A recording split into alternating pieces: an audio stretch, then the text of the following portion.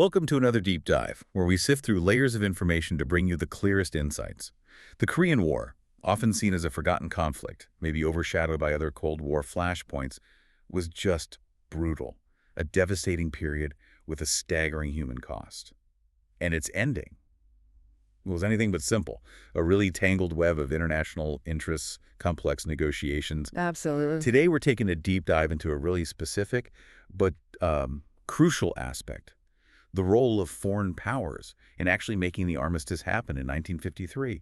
And for those of you studying Cold War crises in Asia, this should be interesting. Our mission is to unpack the intricate influences, the critical negotiations, the, well, surprising turns that shape the Korean Peninsula's future. And often with the local leaders having, less say than you might think. What's truly fascinating here, I think, is how much the Korean leaders themselves, North and South, had to navigate this geopolitical landscape just utterly dominated by the superpowers. So we'll explore the demands, the deadlocks, the eventual compromises made by the U.S., the UN, the Soviet Union, and China, trying to reveal why the war ended, when and how it did. And the lasting impact of those external decisions, right? Definitely. We've pulled together some fascinating historical notes and analyses, really looking at that foreign involvement to guide our conversation. Going beyond the headlines to the strategic plays, let's get started. Okay, let's unpack this. By the summer of '51, the fighting had been raging for over a year. The toll was immense, casualties just mounting rapidly on all sides. So who actually put out the first feelers for peace? Who signaled, maybe it's time to stop the bloodshed? Well, the initial public proposal for a ceasefire and armistice, interestingly, came from the Soviet delegate to the UN. That was back in June 1951. I'm from the Soviets, not the US or China directly. No, and that's a crucial detail. It shows a major external power, Moscow, initiating the public push. For them, the war had become costly, a drain on resources, and it risked diverting attention from Europe, which was really their main focus. Plus, the ever-present risk of a bigger direct conflict with the U.S., which they definitely wanted to avoid. So their move really set the stage for talks. Right, highlighting that external powers were already looking for an exit strategy. Exactly. So, okay, the diplomatic channels opened pretty quickly after that Soviet signal, July 51. First at Kaesong, later Panmunjom. But it wasn't exactly smooth sailing, was it? Oh, not at all, no. Despite the urgency, some really significant issues immediately created this profound deadlock. It just clearly underscored the different goals and priorities of the foreign powers involved. What were the big sticking points? Well, three key points really stood out. First, foreign troop withdrawal.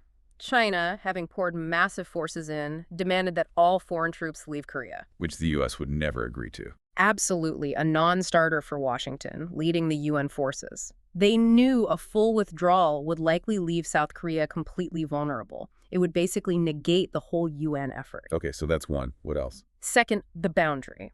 The communist side, so China and North Korea, they insisted on going back to the pre-war 38th parallel. But the battle lines weren't there anymore. Exactly.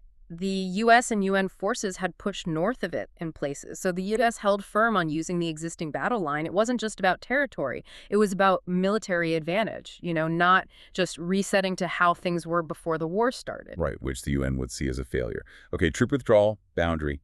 What was the third? And this became the big one, the most important, most contentious issue by far. Prisoners of war, the POWs. Ah, yes. I remember reading about this. The UN forces held a huge number, about 171,000 prisoners. And here's the critical part. Around 50,000 of them, a massive number, said they didn't want to go back to their communist country. 50,000 refusing repatriation. Yeah.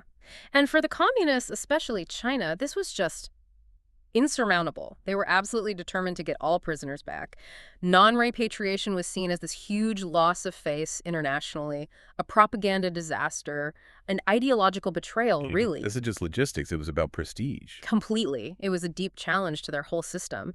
So on this prisoner issue, the talks just completely deadlocked. They didn't really resume properly for almost 2 years. 2 years.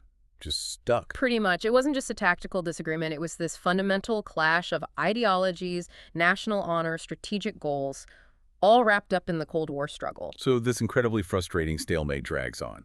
Through 52 into 53, fighting continues, casualties keep rising. What finally breaks it? What shifts the dynamic among these foreign powers? Well, if you connect it to the bigger picture, something huge happens in March 1953. Stalin's death. Exactly. Joseph Stalin dies.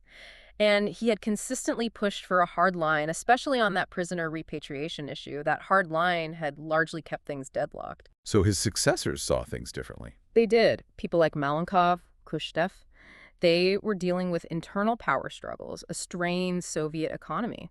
They started to see the Korean War as, well, a costly drain. It was pulling resources and attention from Europe and always carried that risk of escalating things with the U.S.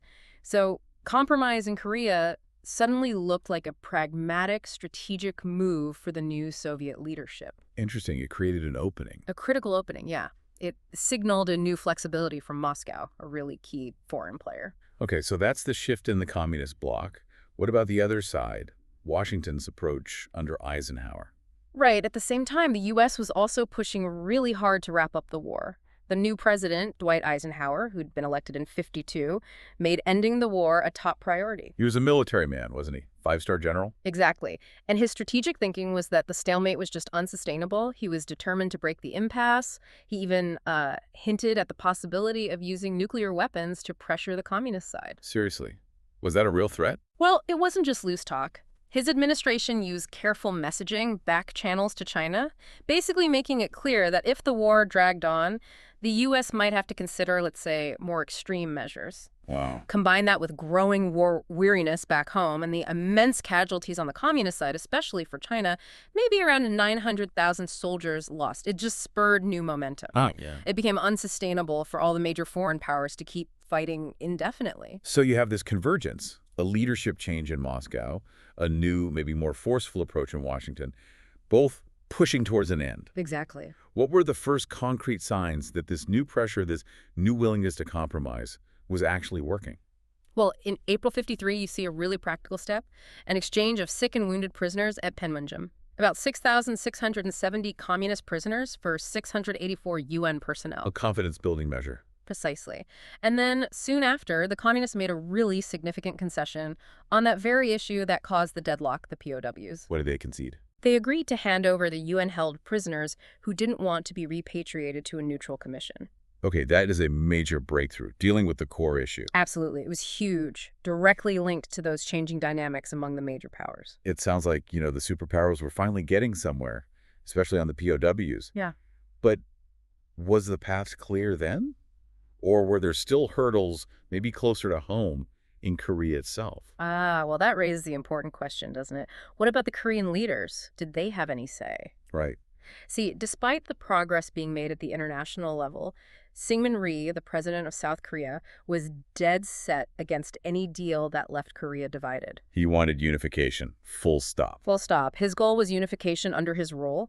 He actually insisted the military offensive should resume to achieve it. A clear break from what his allies, the U.S. and UN, were aiming for at this point.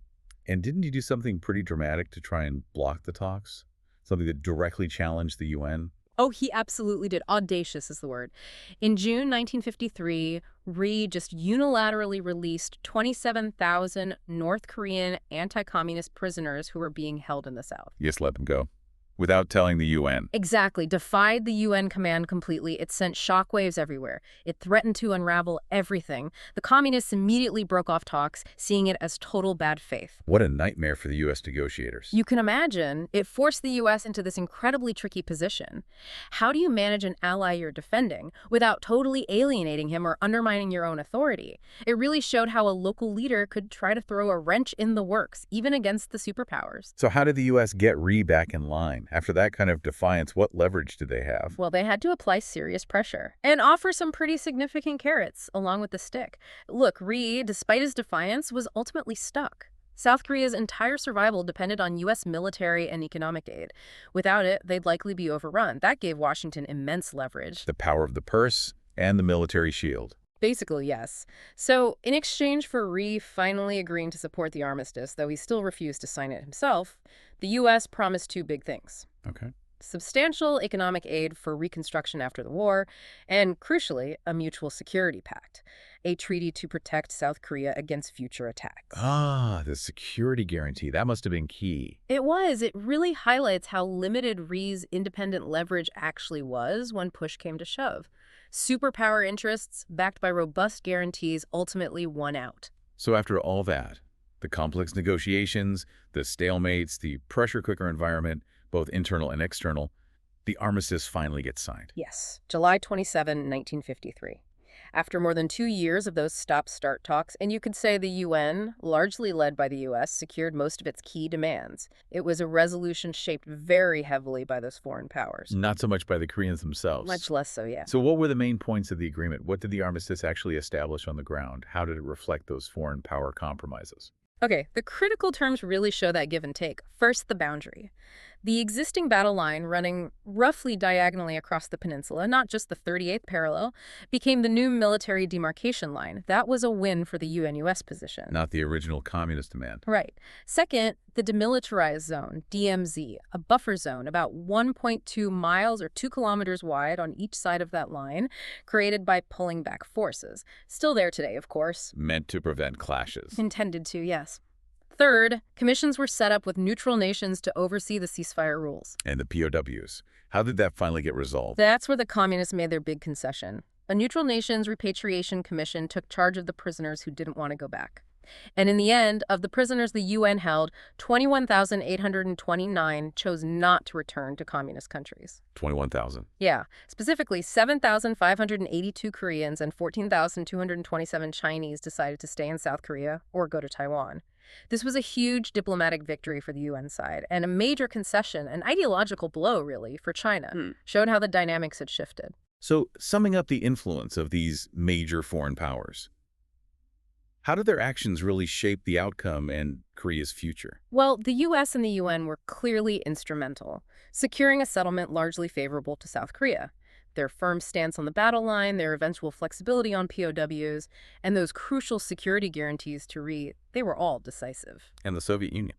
The Soviets, especially after Stalin died, played that key enabling role, allowing the communist side to compromise. It showed a pragmatic shift in their strategy, wanting to avoid getting bogged down further. And China, despite huge losses. Yeah, China suffered immense casualties, maybe 900,000 soldiers, but they ultimately accepted a divided Korea. Why?